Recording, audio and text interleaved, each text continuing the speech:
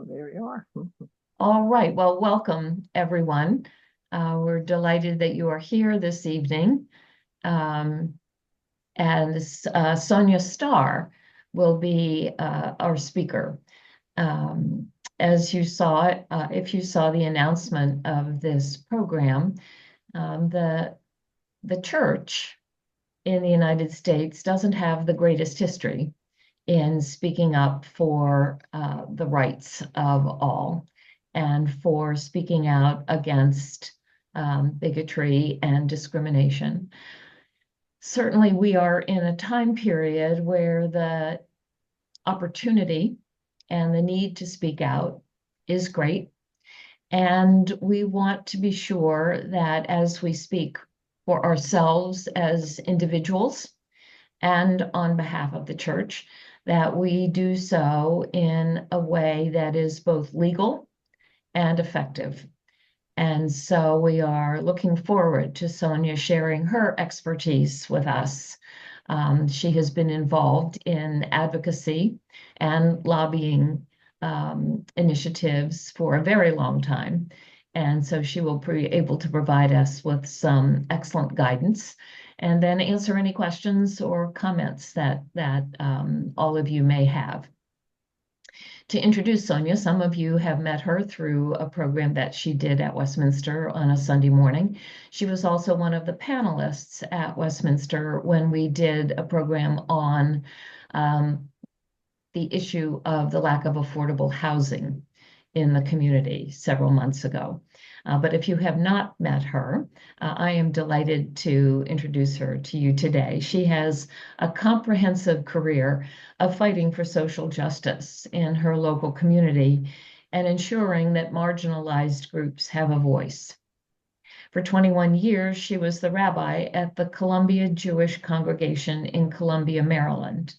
During her time at CJC, she helped her congregation create a sacred arguing policy, a social justice policy, and worked on issues ranging from marriage equality to immigration justice. She stepped down from that position to pursue full-time social justice work. Sonya joined Housing Alliance Delaware as policy director in March of 2022 and has hit the ground running in championing safe and affordable housing for every Delawarean. Her social justice background, combined with her steadfast belief that housing is a fundamental human right, drive her each day in that role, and her knowledge and experience of speaking out as effective advocate is what brings her to be talking with us today. So I'm going to highlight Sonya, if I can actually do that, and turn the program over to her. Welcome, Sonya. We are so glad you're here today. Thank you. So the disadvantage of me being way too big is that I won't be able to see each of you. But we are a small group, so please feel free to take yourself off mute and interrupt and ask questions. I'm hoping this is much more of a conversation than necessarily listening me talk for a long time. And I appreciate the fellowship with Westminster. It's been a really nice developed relationship over the years, and I enjoy the opportunity to be able to be with you again. Sue, remind me how much time I have. Well, the program is an hour. Technically, Okay, you have it all in okay, the way you wish to use it. thank you. So let me ask you this, and I won't be able to see everybody raise hands, but how many of you were here the Sunday that I was at Westminster? One, is that only one, or is there more than one raising their Looks hand? like two. Two. Okay, so some of this might be repetitious, because that's what I was asked to do. So if you're getting bored and it's late and you want to drop off, I understand. Not allowed. Um, Sorry. um, but what I really wanted, one of the things, because I come from a community of faith, because I am a person of faith, and because I truly believe in walking our talk, and because I've seen the abuses of positions of power in the religious community as well as in other places, I actually believe in the IRS laws that govern 501c3s. I believe they make sense, and I believe that they should be followed. But I don't believe that they should be used as fear mongering and to scare us off from what is legally our right to do, which includes all the advocacy we want and some of the lobbying we want. That is legally our right, and I want to go through that with you in more detail. Um, because the truth of the matter is, when we live our faith into the public square in a responsible way, we truly integrate all of ourselves into the role that we have to play as American citizens. And so that's why I do this work, because I find the religious community has been the backbone. You all own the houses across the street for Friendship House. Many churches are code purple. Many churches have all kinds of collections of food and clothing, all kinds of things for people who live low income. Many places of worship put people into hotels, motels for a couple nights. It's time that we not only do the benevolent gifts, but that we also do the gifts that make our benevolent gifts, maybe God willing, someday not needed. That we make the system better, not just for one or two people or a cluster of people, but for the system as a whole. So that's the idea, and that's the theology behind what I do. But let me give you a little more of the details and share my screen. Not always my strength, so we'll see how well I do. Me and PowerPoints are an evolving skill set. All right. If we have time, what I'm hoping to do is go over what a 501c3 can do, what's the difference between advocating or lobbying, ways to say something meaningful in 2 minutes or less, get set, day for housing. I don't think I'll get to our housing priorities, but they're in the new round of slide set that I'll send you, Sue, so people can access them that way, and the 1% campaign. So that's what I'm hoping to do today. Hopefully that's what you're hoping to hear today. So the definition of lobbying and advocacy is a really interesting to me one. I've known it for a long time, but sometimes you have those aha moments. I went to a webinar recently and they said it in a different way that made it a lot more meaningful to me. They said all lobbying is advocacy. No, I said it wrong. Wait. All lobbying is advocacy, but not all advocacy is lobbying. That's correct. All lobbying is advocacy, but not all advocacy is lobbying. Lobbying is a subcategory, if you like it put that way, better than advocacy. That is why we often interpret the words differently and confuse them when we talk. And when the IRS isn't now analyzing us, they don't get them confused. So we need to know what we're saying. So advocacy is literally what most of us do every single day from the moment we wake up until we go to bed. We either are being advocated from someone, and if you have kids, you know that well, or you are advocating to someone. It means your process of getting someone to try to support your proposal, whatever it is. More candy after dinner, right? Or a pay raise, or more affordable and safe housing. It's an idea that you are trying to get someone else to buy into. That's advocacy. And that we can do from now until the day goes by. Missionary work, to be honest, is advocacy, right? When you go, I don't know that you do missionary, I don't know enough to know, but when I see people on the streets passing out cards with Jesus loves me and wanting me to pray to Jesus and be saved, they are advocating, right? That is advocacy. There is nothing illegal, nothing violates our IRS to do advocacy. You can go every single day and talk about the lack of affordable and safe housing and the rise in homeless numbers in Delaware and advocate forever, and your IRS will not be at risk. Lobbying, on the other hand, is more difficult. Lobbying is when you specify a particular bill right? And you say, I want you to vote for SB whatever, or I want you to vote against HB whatever, House Bill, Senate Bill, right? When a specific piece of legislation to a legislator is being talked about. Actually, when a specific piece of legislation is being talked about to anyone. So actually, I am not going to do any lobbying today. I am not talking about any specific bills. Even if I go over our policy priorities, they will be advocacy because there is no actual bill listed yet, unfortunately, in my mind, right? So that distinction is really important. And so what is it that 501c3s, which you are, which I am, are allowed to do? First, the things we are never allowed to do, 100% cannot ever do. We cannot do partisan work. We cannot work for any candidate nor any political party. Anything that, now you as an individual can, but I'm talking about the church, right? Westminster cannot say, in order to belong to this church, you have to be a Democrat or a Republican or a working family party, right? Whatever it is. They can't say, I want you to vote for X person, right? That is illegal for all of us as 501c3s. But we can do voter registration as long as we don't tell people which party to register for or who to vote. We can do candidate forums as long as every candidate is invited. If they choose not to come, that's on them. But as long as you can prove that you invited everybody equally, then you're okay. We can talk about issues not tied to legislation as long as we like forever. So that's really important in understanding our role. And I need to say, this is where I have seen places of worship, not talking about Westminster, but places of worship violate the IRS. And I think that they're wrong.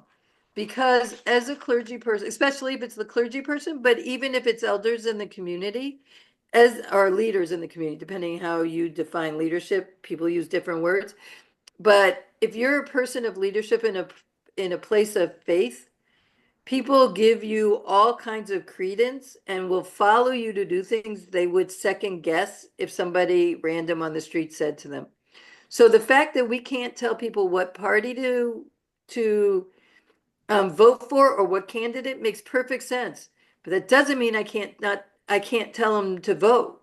I am absolutely committed to telling people to vote. Absolutely committed to telling people to register. Absolutely committed to giving them all the information they need to be educated voters, right? But I just can't sway them one way or the other. So if you want to lobby, that subset of advocacy, if you want to mention legislation, you can do it in Westminster's name. We're only talking about in Westminster or in this subcommittee's name. You absolutely can do it, but you have to follow what more or less is called the 5% rule. It actually doesn't say 5% in the IRS code if you're an accountant and go or a lawyer and go look it up. It says minimal amount. Most best practice is more or less 5%. And there are two ways to measure the 5% rule, either through time or budget, right? If you do it through budget, you take the church's whole budget. Whenever staff time of any kind is used for it, if the church rents a bus to take a group of people to advocate, to lobby for a particular bill, right? Any budget item, as long as it's 5% more or less, then you're okay. It's perfectly legal. It just means documenting it, right? And I do that. Every single month at the end of the month, I send my boss by 15 minutes, a listing of everywhere I lobbied, right? But it's for the whole staff. Now, in my case, I do much more than 5%. That's my job. But we have 15 employees, 10 of whom don't, even more, 12 of whom rarely do any lobbying of any kind. It's the whole budget of the whole agency. So my one person, my 15, 20% of my one person ends up being a whole lot less of the time. And that's okay. That's legal. You do have to, you can also do it another way. You can do it by time, but when you do it by time, I think it's more complicated for congregations that want to have volunteers advocate. lobby, sorry, I get them, they're interchanged in my head. It gets more complicated to do it by time if you want to get volunteers in the congregation's name to lobby, because that means you have to know every time Sue has any congregation and says at Westminster Church, I'm making this up, we support SB 50, right? You have to mark that as time. You have to know all the volunteer time that's ever spent on anything so you could get to 5% of time. Time works in a closed, small community where you don't have to, where you know easily how much time everybody spends, where you don't have a volunteer place speaking in your name. I think that's really hard to do as a congregation. So in a faith community, I tend to advocate strongly. You do budget, but both are legal and you could do it either way. Anything that is done in the church's name or a subcommittee of the church's name has to be documented in either time or money. Anything that individuals from the church hang out and go and do in their own name does not. So Sue calls up Roger and says, hey, Roger, have you heard about this bill? I really don't like it. I'm driving down to Dover tomorrow. You want to hang out with me? And when they go to Dover, they never mention once Westminster. They didn't mention that they're both on the, this subcommittee. All they mentioned is the bill in their own name. Then they're okay. That does not count, right? It only counts if you reference the church in some form. So I'm going to stop there for a second and see if anybody has any questions or comments before I continue. Please take yourself off mute because I won't see everybody. If you do. Sonya, I have a question. What if an activity in support of a general concept such as democracy takes place, or at least starts on church property? As long as you're talking about democracy and you don't mention a particular bill. So for example, before I had this job, I worked remotely in Pennsylvania on redistricting voting rights so that they were not gerrymandered and had more racial equity, right? We were advocating for particular bills that would change how the redistricting would happen. So in that case, right, because it was a bill that I was advocating for, then that would be lobbying. But if I'm just saying you have to be careful because you can't also this isn't the time for trash talk if you're talking about democracy, right? We can't constantly, we can talk about this is what's happening in democracy. This is how it's affecting our community. Absolutely. I talk about federal cuts to HUD and what that will mean to our community all the time. People ask me where the federal cuts are coming from. I say Doge. That's all legal. All of that is advocacy. None of that is lobbying. But when I go in and say, I want you to vote to increase the funding for HUD, and here's the bill that would do that, that's lobbying. Does that help make it a little clearer? Very helpful. Thank you. You're welcome. I have Other a question. questions? Mm-hmm. If that same group that you had to come on church property, so it is on church property, and there were people with signs that were targeting politicians, is that a That's reflection? not okay. That's not okay because there is a assumption if you're bringing, well, let me put it, I answered too quickly. Let me try again.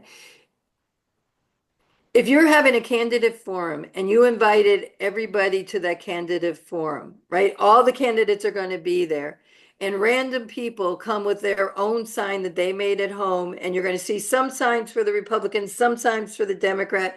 Everybody has a sign. You're okay. But if you have people coming to the church and they're standing at the doorway as everybody comes into Sunday worship time and they have a sign and the only sign is one party, right? One person's name. They have reasonable right to assume that the church is backing that, right? So I don't think that's okay. Does that make sense, the distinction I'm making? I feel a little uneasy. It does, And but what if we don't go, what if it's just on the property but not in the church? So, as I said that Sunday when I was at the church, Mhm. I am not a lawyer. I don't play one on TV. My guess is your church has legal counsel. At some point, you might actually, where that fine line is, that might be a case where you actually ask a lawyer who would know the answer better than I do. I Unless you are a voting booth, right? Unless people are coming to vote in your church, which we have, one of the, I'm not that, I can walk to y'all. But there's a Emmanuel Church near me is my voting area and they are a voting place. They're allowed to have signs on voting day because they're an election place, right? But unless you're something like that, I don't think it's okay. I think that people have a right to assume that the church is backing it if there's a sign supporting a particular candidate on your property. Okay, that's good to know. I have a question, Sonia. Mhm. Our Peace and Justice Work Group partners with any number of organizations in the community. And whether it's Working Families Party or Delaware Center for Justice or whatever, or YWCA Delaware, those organizations will take a position in support of a particular a bill, I suppose. Mhm. And we are asked to add our name in support. It's simply a matter of adding our logo, our name. That is lobbying. 2.3 nanoseconds given technology. Do we have to worry about the 5%? Do we have to worry about whether that's an appropriate thing for us to do? So yes, it's an appropriate thing to do, and yes, it's lobbying, right? I am not ever going to say lobbying is inappropriate. I'm going to say it has to be monitored. That doesn't mean it's inappropriate, right? So yes, when you sign on to what I hope you will eventually sign on to when we have a real number for the new homeless bill of rights that is should be filed really soon.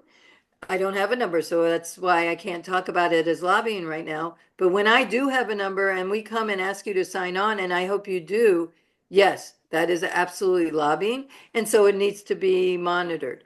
But that doesn't mean it's inappropriate. Okay, and given And the I want to just say something too. I wouldn't, you just listed a whole bunch of organizations. They are not all equal. Working Family Party is not a 501c, C3, 501c3. That doesn't mean you can't have them if they're only talking about bills. But if they start to talking about their candidates and you haven't invited somebody else, that is a problem. And that's a violation all out. That is inappropriate, sure, right? So sure. all those organizations, we don't all have the same IRS status. Thanks for clarifying that. Right, got it. Mhm. Other questions? I'm still a little confused. If we're measuring time or money in the money case, there the example that Sue just raised, there's no money spent. Or Yeah, that's true. I mean, is it staff that sent it technically? If it's a staff person who sent the logo over, or you had a conversation to convince a staff person that they should be supporting it, that percentage of their salary is called budget. Yeah, So I typically, don't know if I'm I sorry. don't know if you as a committee can autonomously make decisions without ever talking to staff. My guess is at some point you have to interact with clergy, somebody at the church, or maybe you don't. I wish I had had so much power, but I have to work with my congregational lead. But their time would be considered money. You're right. If you can make a decision, you're all volunteers, you can make the decision by yourself. You have the logo, it doesn't cost anything, and you're only doing budget, then you're right. You're right. It doesn't cost any money. And typically it is a lay, non-staff member of the Peace and Justice Work Group that will submit our name and logo in support. But who gives you permission to submit it? We have permission. We have been to session, which is our leadership group, and said there are certain organizations and certain initiatives isn't the right word, but Issues. certain issues that we advocate for routinely. So And when you on went to the, occasion- when, I'm sorry, and on occasion, no, go we are asked to add our name in support, and session has said that's fine. That's helpful. I apologize for interrupting.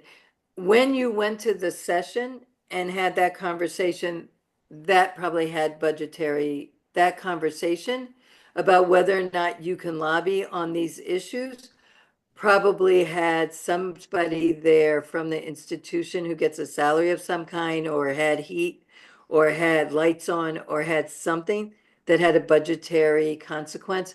That would have to have been counted.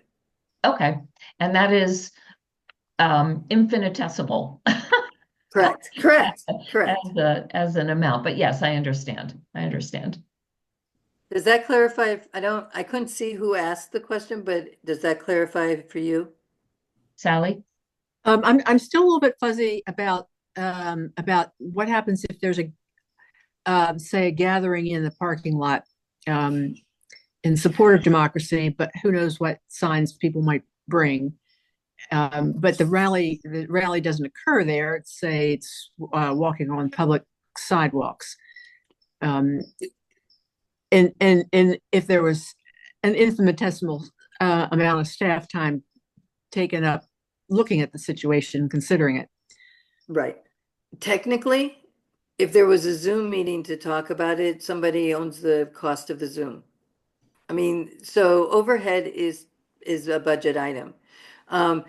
Yours is even more complicated because unless you have a hidden parking lot somewhere, your parking lot looks like Friendship House's parking lot and not yours, right? So I think you're okay in that case.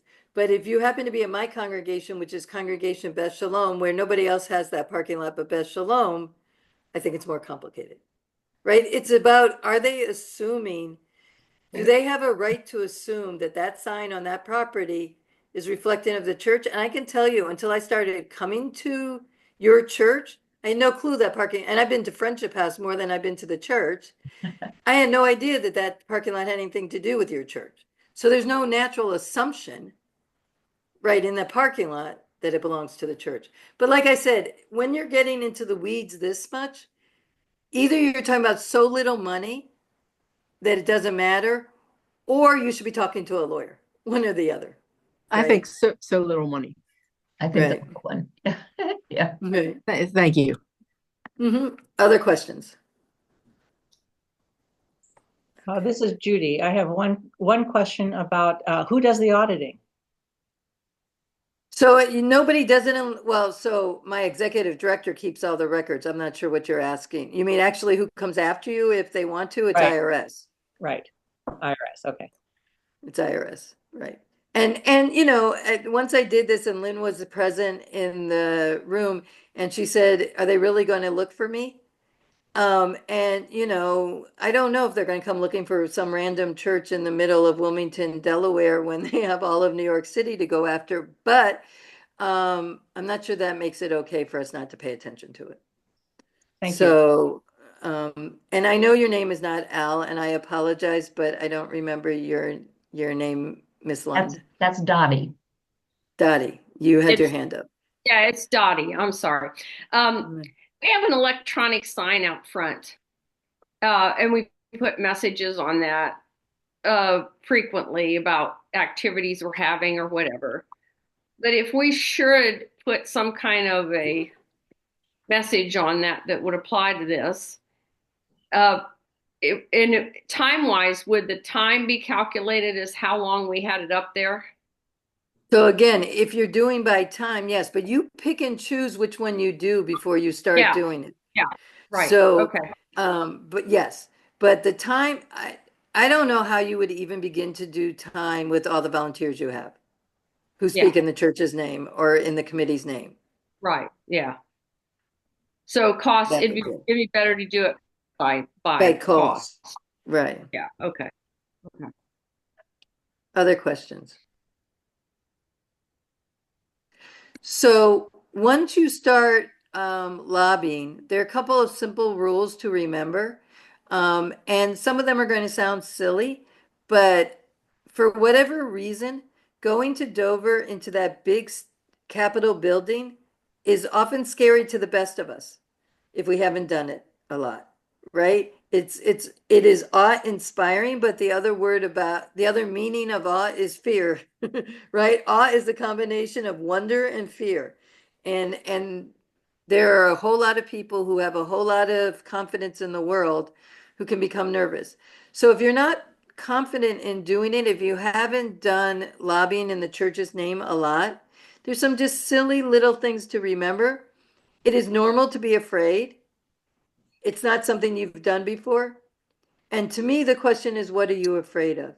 If you have followed all the IRS laws that we've just talked about, then there's nothing bad you can do. Nothing bad that you can do that can cause something to happen to the church, right?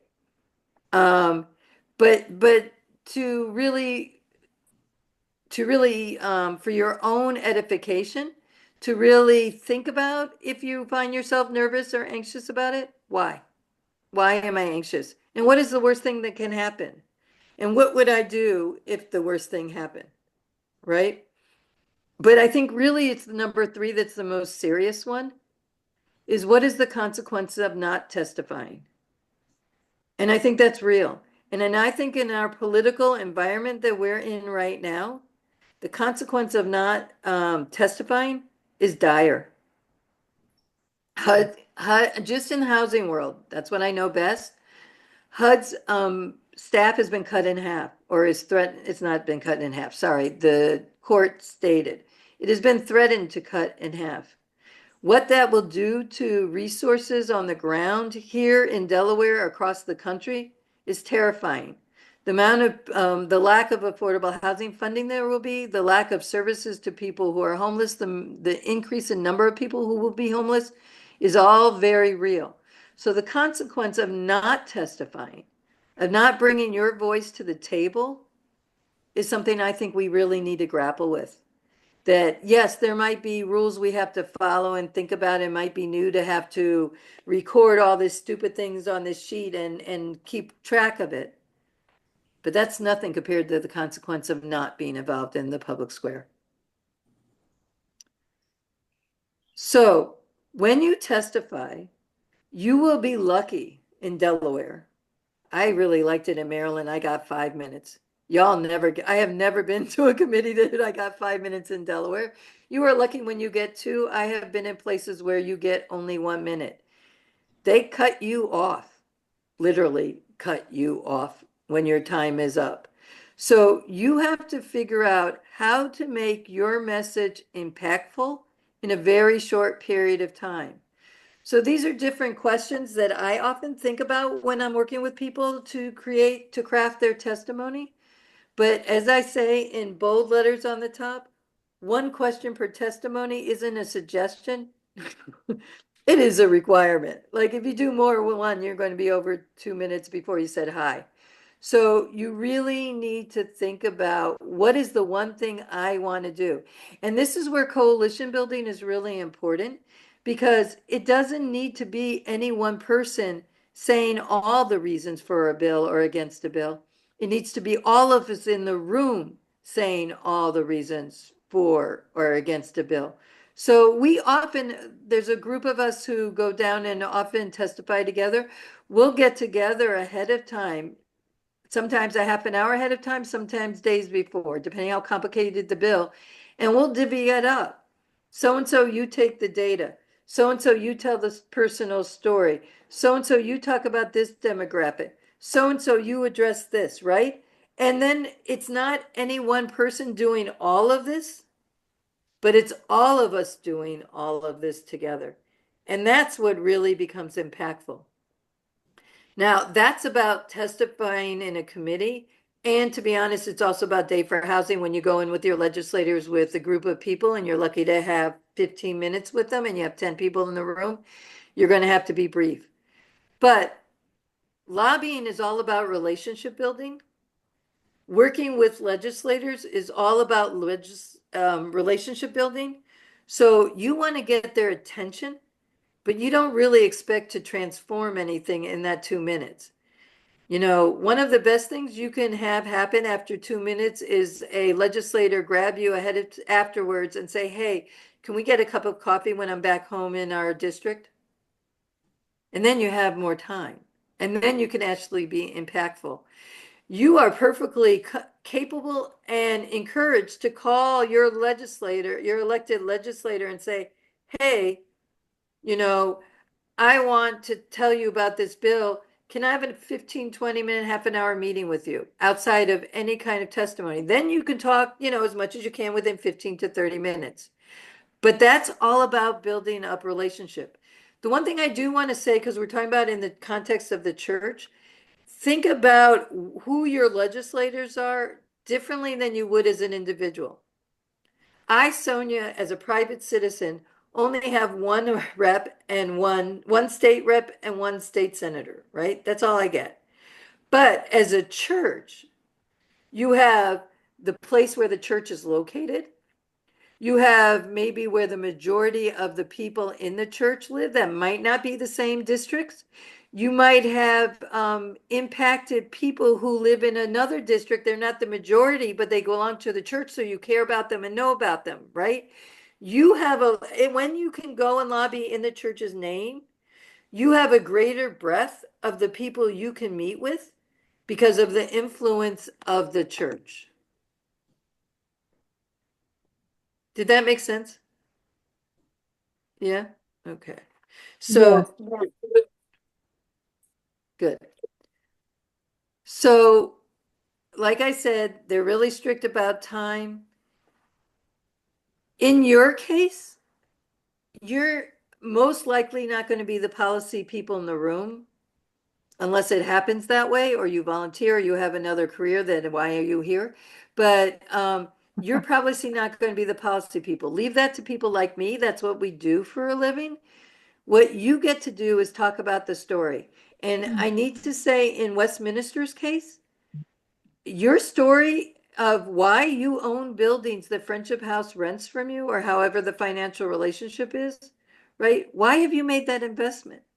Why is that important to the church? Why do people volunteer over at Friendship House? Who is that person that you met that changed your perception of what it means to be homeless, right? That is an impactful story. The other thing I'll say is Pew did the study a very long time ago, but I can't imagine the results are any different today. Is they surveyed legislators, religious and non-religious, and they said, let me get it right. They said, do you care if somebody comes in and speaks to you from a religious point of view? Now, obviously, the people of faith cared. That made sense. But what was amazing is the people who were secular also cared. They cared when people came in and talked from a value, moral perspective. Use that, right? If you're going to lobby anyways, use that. What is it? Now, I never asked the Jew to tell you how to lobby as a Christian. So forgive me. I don't mean offense. But what is it? What Jesus passage, right? Do you keep in front of you morning, noon, and night that guide your way, and why? What is the teaching that you learned that at your grandma's feet or at your pastor's feet, or he said on Sunday school, and it just struck you as you have to be there that day, right? That when you're lobbying in the church's name, that's your sweet spot. Now, you might also use it as a secular, when you go in on your own, but especially when you're going in the church's name, that's your sweet spot. Use it. That's your unique perspective that you can bring to the table that I can't because of my position.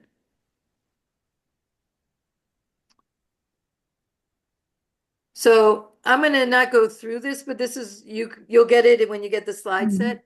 It's just a simple, easy outline to think about.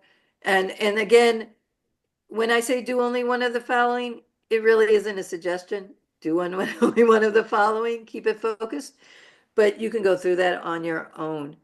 Um, just some things that some people are triggered by. My guess is most of you will not be, but just so you know, when you go to Legislative Hall, go early because you will go through a metal detector and all of the kind of fun lines that that takes. And if there's a lot of people testifying, it's first come, first serve. So you want to make sure that you have enough time to, if you have to be pulled aside, although I've actually never seen anybody in Dover be pulled aside. I was actually, some of you might know, I had a full knee replacement. I have metal in my, I am bionic now, this summer. And I was really nervous the first time I went to Dover that I'd set all the alarms off, but I actually didn't. So, you know, I've never seen somebody pulled aside, but know that you're doing that. You're going through security. You can ask the security guard where the hearing is, but make sure you know the real name of the hearing, the committee. So it's in House Committee, Houses, the House of Representatives House Subcommittee. I wish they didn't have all that names, but the Senate House Committee, right? Make sure you know the real name because there are likely to be multiple hearings going on at exactly the same time in different rooms, and they won't know which bill goes where, but they'll know where the committee is. Hearings can take a long time, and the chair of the committee has a whole lot of discretion. The tentative bill order, the agenda is published ahead of time, but I have been in more than one hearing where they've switched it up and you don't know ahead of time. And you can only testify virtually or in person if you sign up. Every hearing in Delaware has a virtual option. It is significantly more impactful to be there in person than it is to do it virtually, but it is better to do it virtually than not at all. You can also always mail them your written testimony if it's longer than your oral testimony anytime you like. Whether they'll read it or not, their legislative aid probably will. I have never been asked a question because I'm never an expert. So it might be that you could be, but it's really rare. But it's okay to say, I don't know the answer and I'll get the answer to that question. Just make sure you do, right? Make sure you do get the answer to the question and get back to them because that's how relationships are built. And after you testify, feel free, you know, I listen to testimonies, I listen to hearings, and I write down, literally, I have a meeting coming up with Senator Hansen because I heard Senator Hansen ask some questions at the Joint Fund Committee, JFC, about zoning. And so since I heard her say she was interested in zoning and was talking about it in the committee, I set up a meeting outside of the committee structure to talk to her about zoning. Somebody asks a question, even if they're not asking about you and it's not part of your testimony, feel free to call them up and say, hey, you know, you asked this question. I want to follow up with you about that. And maybe you'll bring an expert with you, maybe not. That's how we build relationships, right? Just like we do with our neighbors next door. So I'm aware that I'm running out of time. So I'm going to skip ahead to Day for Housing. Day for Housing this year is May 22nd. I've been told that you have to hear something 3 times to remember it. So I am going to find multiple ways to say Day for Housing is May 22nd. I have one more way to say May 22nd is Day for Housing. We bring advocates from around the state to Dover to discuss the different aspects of affordable housing and the homelessness crisis. We go through our housing priorities, which you'll have in the slide set, but I won't get to today. And at that, by May 22nd, we'll actually have specific, it will be lobbying. We will have specific bills that we are advocating and asking you to advocate for. Our muscle as a state-based organization comes because you're there, not because we are. Last year, for the first time ever, we had 139 people there. This year, we're hoping to have 150 or more. I am not a bean counter, but what was important about having 139, it was the first time the legislators came outside of their office and said, why are you all here? The truth is, you don't do all the education in the 15 minutes you get that with them that day. but you do get their attention so that either you or I can follow up and have a longer conversation with them. We need to get their attention. They need to know that this needs to be the top priority and that we're watching. We're watching as the voters. You know, we hire them, we're their boss, and we can fire them. And we should take that responsibility seriously. So we will meet with we will go into Leg Hall with other people from our district, whether we know them or not, and meet with our legislators that day. But since last year, when we started having sponsorship, we have tabling for people who sponsor at a certain level. And um, the amount of networking that happened between all the different advocates was so cool. It was a close second as a goal. We've got to figure out where we have friends, where we have allies, who we didn't even know about was in another county that we can work with, who has best practices that make sense to what our mission is. And we've got to see ourselves as a whole movement rather than isolated parts. So I'm really encouraging you. I think it would be really cool if Westminster, I don't even know, do you all have a van? Do you have a church No. van? We- Okay. Do carpooling, right? Do carpooling and bring a group of people. I'm also asking if you see it when you sign up, and I'll say this especially for your location in Wilmington, that there are people who are coming who don't have transportation. So there you'll see one of the questions is, can you provide transportation? If you're comfortable being matched up with somebody you don't know who needs a car ride there or not, please say yes, because we don't want people not to be able to flex their democratic muscle just because they don't have public transportation or private transportation. They don't have transportation to get to Dover. So these are goals. You can read through them on your own for day for housing. These are our housing priorities. I will let you read them through them again. If you want me to come back as we get closer, I can do that. But ways you can help. Did I mention you could register? Here's the link in the website to register for Day for Housing on May 22nd. There also will be a Zoom meeting that prepares for Day for Housing on May 15th.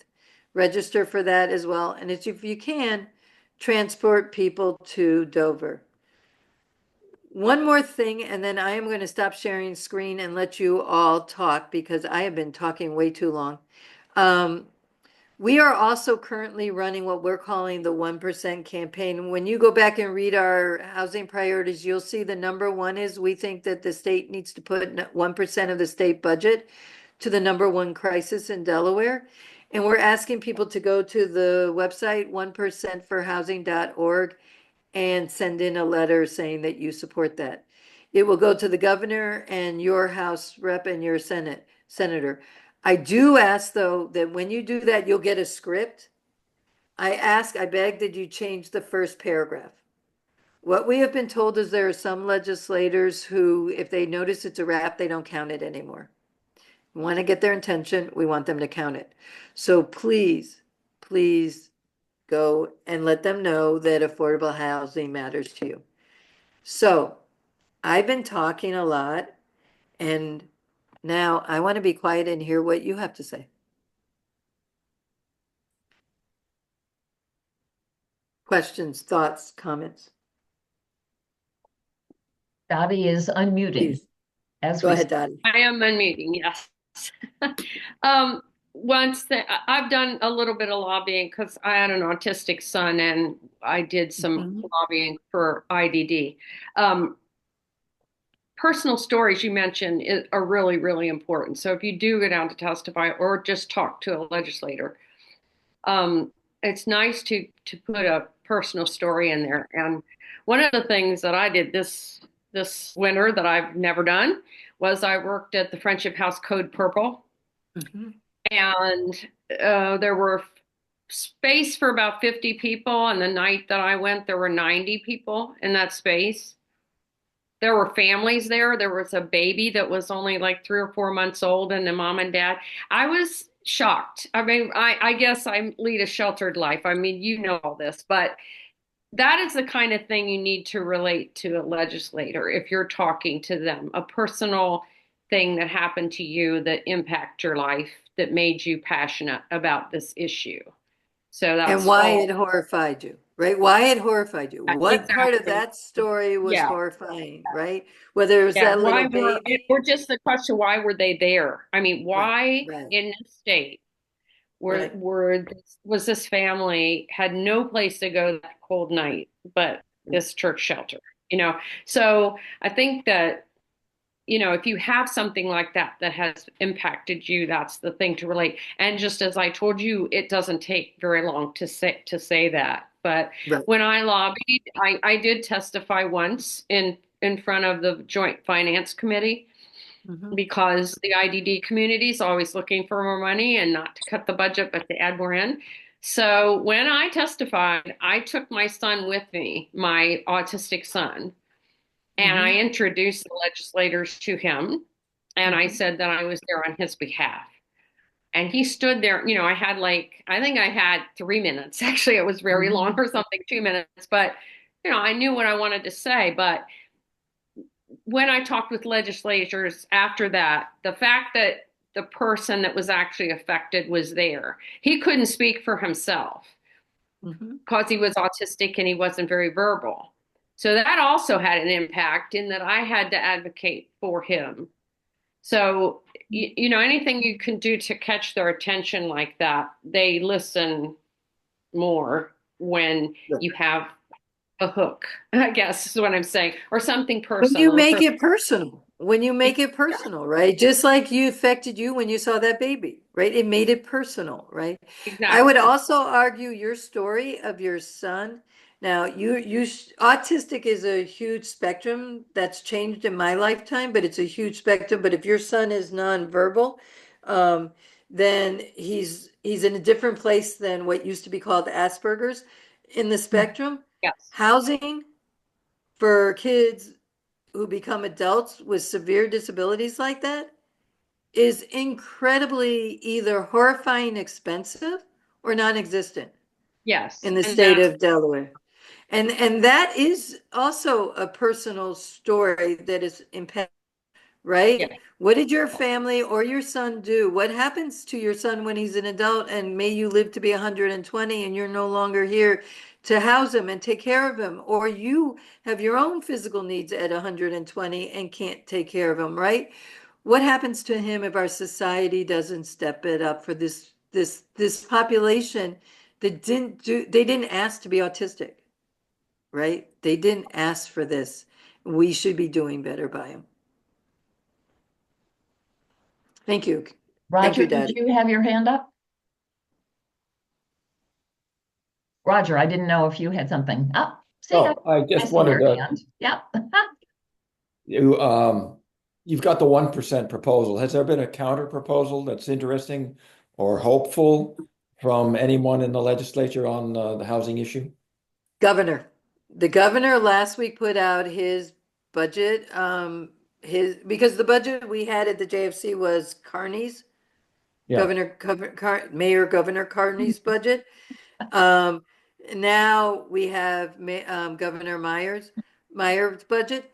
Um, there's a fund that's called the Housing Development Fund. That's where money to produce new affordable housing comes from, that fund. It has been 4 million flat since 1986 with literally 1 year exception. That 1 year was ARPA funds, which is really federal funds. So the state has only put in 4 million since 1986 of their own funding. He has asked that there's been an extra 15 million put in. Now, 19 million is not 1%, but it's a whole lot better than 1 million. So we actually went to testify last week. My boss did and said, we still believe in the 1%. We believe that's what we need, but we're grateful for the 19 million because it's better than 4. interesting. Okay. So we're going to have to do that with legislators because just because the governor said it doesn't mean they're going to vote for it. Yeah, that's not a bill. Right. That's a Well, proposal. It's an idea. it's a proposal. Right. Right. Yeah, because in your first slide, it was you can advocate for a proposal, and a proposal can be any idea as long as it doesn't have a bill number, right? Right. Yes, so that would be a lawyer question. When it comes out of the governor's office, is what he's proposing, he can't assign, he doesn't have the legal right to make something a bill. Like, that's not how bills are created, but it doesn't become law unless he signs it. Or it's override, a veto is override or Either something way, like it's that. a law, yeah. You need him to act in some way. So I don't know. I tend to think we counted it when we went and testified at the bond hearing. Because we were talking about the governor's proposal. That seemed to have some kind of legislative Wait, power. yeah, I get it. But that's a great question for the lawyer that I'm not. Well, in the case of like when I was lobbying the Joint Finance Committee, that was budgetary issues, but it's the legislature that's going to vote on the budget. So therefore, that's going to be considered lobbying. That is absolutely lobbying. If it's a proposal that's going to affect the budget, that's a budget. The budget's going to be voted on. That is lobbying. That is absolutely lobbying, and that definitely needs to be counted correct. Other questions or thoughts?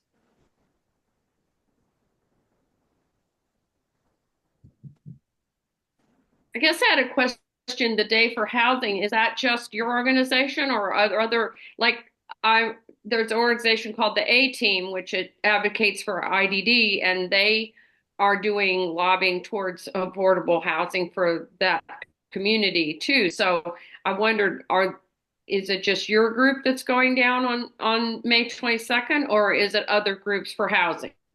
So we are the sponsor of it. My team and me create it, right?